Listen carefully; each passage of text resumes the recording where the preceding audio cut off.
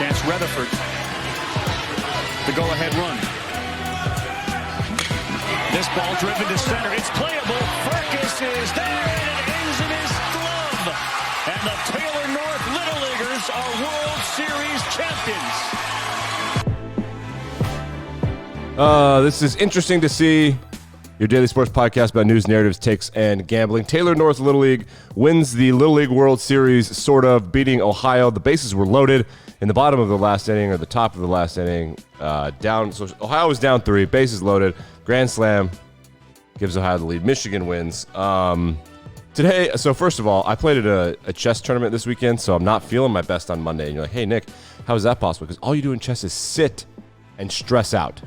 That's chess, is sitting and stressing, and now I feel hungover worse than if I were actually hungover. So it's a Monday, and we could talk about all the stuff in the NFL. Gardner Minshew was traded. Deshaun Watson might be traded. He also might be a sexual predator, but allegedly still, even despite that, he thinks he's like, no, I don't want to go to Philly. So I guess not going to Philly, but he wants to go to Miami, but Miami likes Tua, but blah, blah, blah. A lot of things happened in the NFL. The preseason wrapped up. People won money. People lost money. I don't even care about that. There are 3 stories, 3 things, 1 take and 2 stories that I want to talk to you about.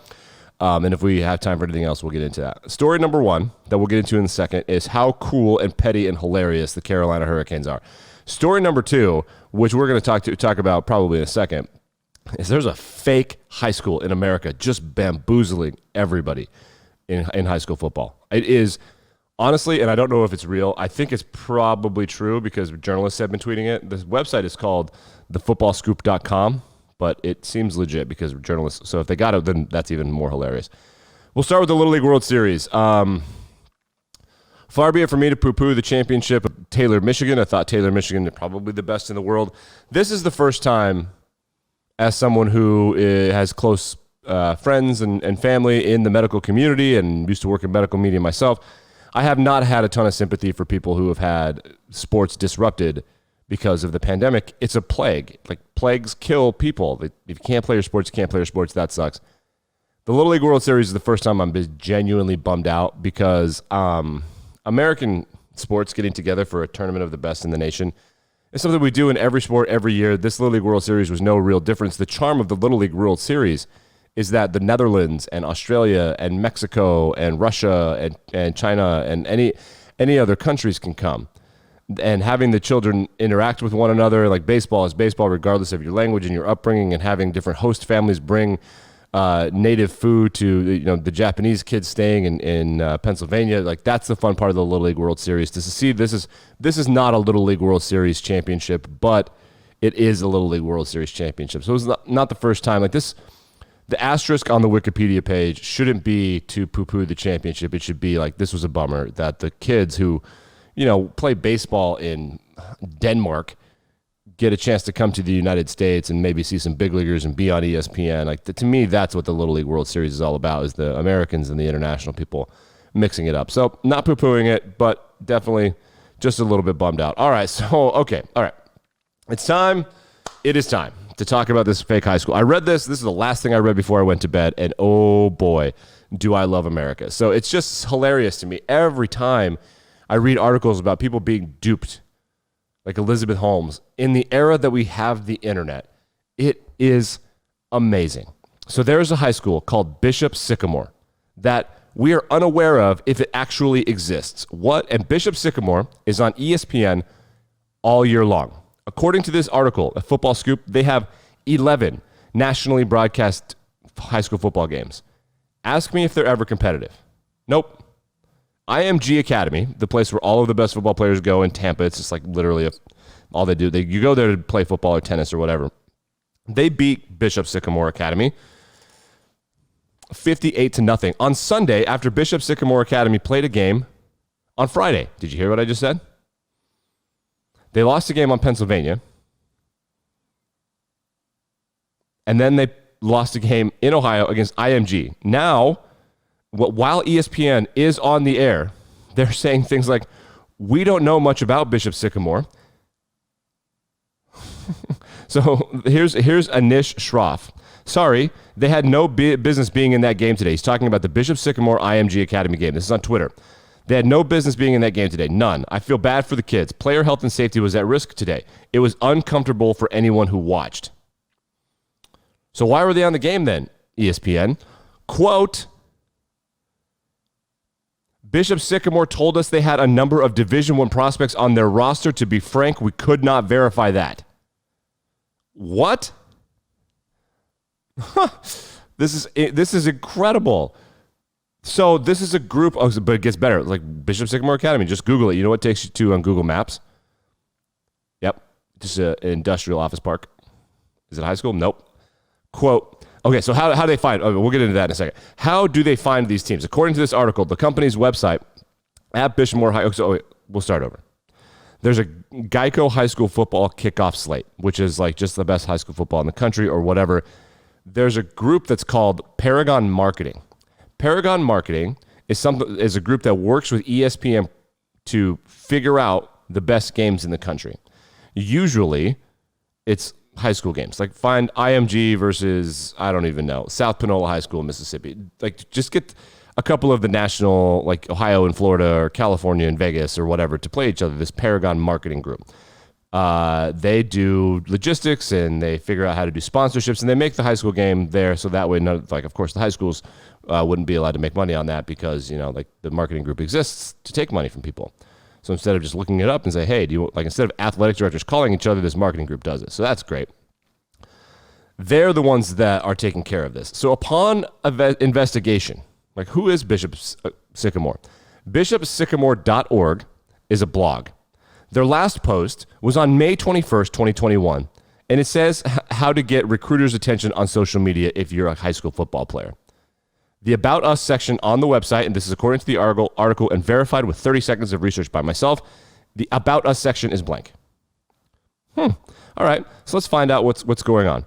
The guy who wrote the article says, I'm going to look for it. It's in Massillon Independent, the Massillon Independent last September. In an article, the only time that this place has ever been found is in this article in this one little independent newspaper, Massillon, Ohio. Quote, this is what he said in the article. It seems like when you read about the school on the internet, you hear things about, well, they just run around aimlessly and are trying to play football. So that is an AD of a competitor school saying, we don't know who these people are.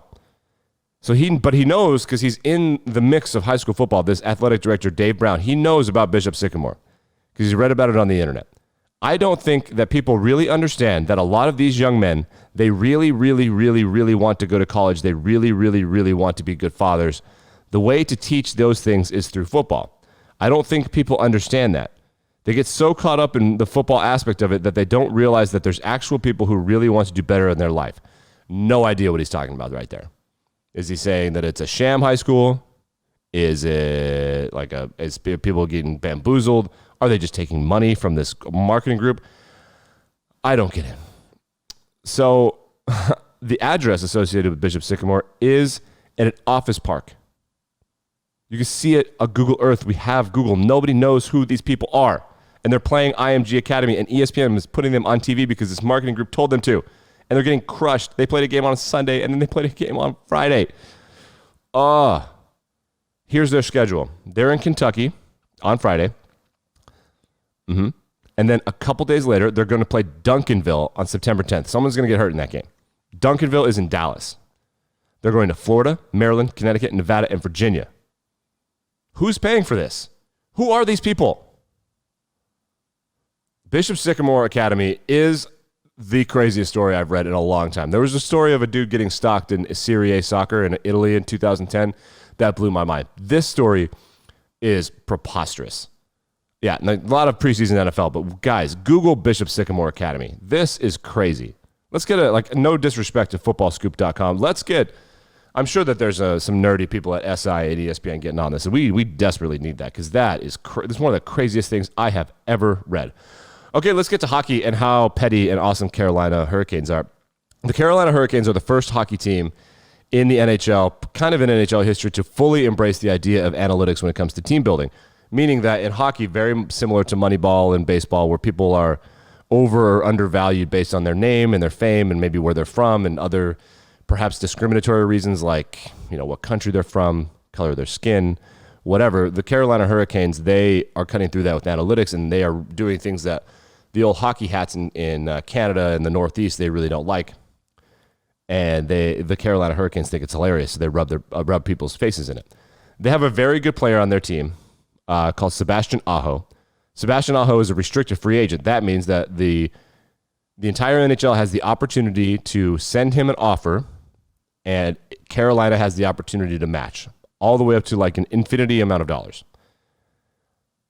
The Montreal Canadiens love Sebastian Aho. Sebastian Aho is a great player, so they offer sheeted him. I have no idea what it is. The Canadian or the Panthers, the Hurricanes have a strict number with their analytics. Like, this is what we think this guy is worth. We're not going above that. So Sebastian Aho gets offer sheeted. Fine. See you later. That's how it goes. We're going to trust this. We're going to trust the process. And by the way, Carolina Hurricanes are probably better than your favorite hockey team. They're very good. This has worked out for them. However, they are hilarious because they need a new player now. So when the Canadiens offer sheeted Sebastian Aho, there was a quote from their GM that said something like, he's a great player, we're super excited to have him, and we have decided to send him an offer sheet. That was tweeted from the official Montreal Canadiens account. Carolina thought that's ridiculous. Like, this is part of the process. Like, offer sheets happen. Why are you tweeting about our guy? So what did they do? They offer sheeted the best restricted free agent for the Canadiens. And then they tweeted, we've tendered an offer sheet to Jesperi Kotkaniemi, which would be a great addition for their team, and they should probably do that. They didn't stop there. They did not stop there. After that, they tweeted a quote from their GM that was verbatim the same thing that the Canadiens GM tweeted. Did they stop there? Nope. You know what they did next? Ask me what they did next. I'll tell you what they did next. They then retweeted that same thing, but in French because of Canada. They did it. It's on Twitter. It's on their official Twitter. Oh. Did they stop there? Nope. Nope, they did not. Then they tweeted a reverse Uno card. It's just a reverse Uno card without context. That is the best subtweet I have ever seen. This is amazing theater. The Carolina Hurricanes are the franchise of the year. And I hope they get Kotkaniemi. Because Montreal, there's nothing to respond. Les Hurricanes annoncent d'aujourd'hui déposer un offer sheet. God. They're incredible. Wait, hold on. Hey, Nick, are you done? Oh, no. I'm not done. Because the piece de résistance, which is another French term, is that they've added a Photoshop of Jesperi Kotkaniemi wearing number 20. Hey, Nick, who was number 20 for the Hurricanes? That's right. It used to be Sebastian Aho. So they literally just gave him the number he's not even on the team. They just offer sheeted him. So their players are getting poached, and they're like, you want to poach our players? You're going to do it publicly? Fine. We are going to do this.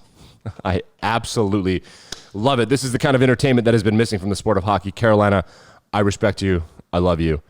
Keep doing what you're doing. You're making great theater for all of us. I suppose we should wrap up with some football stuff. Meaningful football returned. Nebraska is a mess, which is hilarious to all of us. They're just done. Josh Rosen, he was a quarterback for the Falcons. They signed him. We were talking about Josh Rosen on this show. He threw a really sick touchdown pass to whoever number 19 is. Is that Gage, or I don't even know or care. It's the preseason cut day coming up. I think it's got to be done by tomorrow. Shouts to all the walk-ons that are going to make teams. That's really exciting for everybody. And yeah, we've got a lot of gambling to get to. We'll get to college football and all that stuff coming up this week. But I wanted to, instead of just bombarding you with news, you have Google, I wanted to tell you those 3 stories because I think they're incredibly hilarious and just going to be a fun dive if you can't get into work and you want to just go down the Google rabbit hole. Interesting to see. You'll be back and better than ever tomorrow. Tell your friends, tell your family, make your boss listen to it, etc., etc.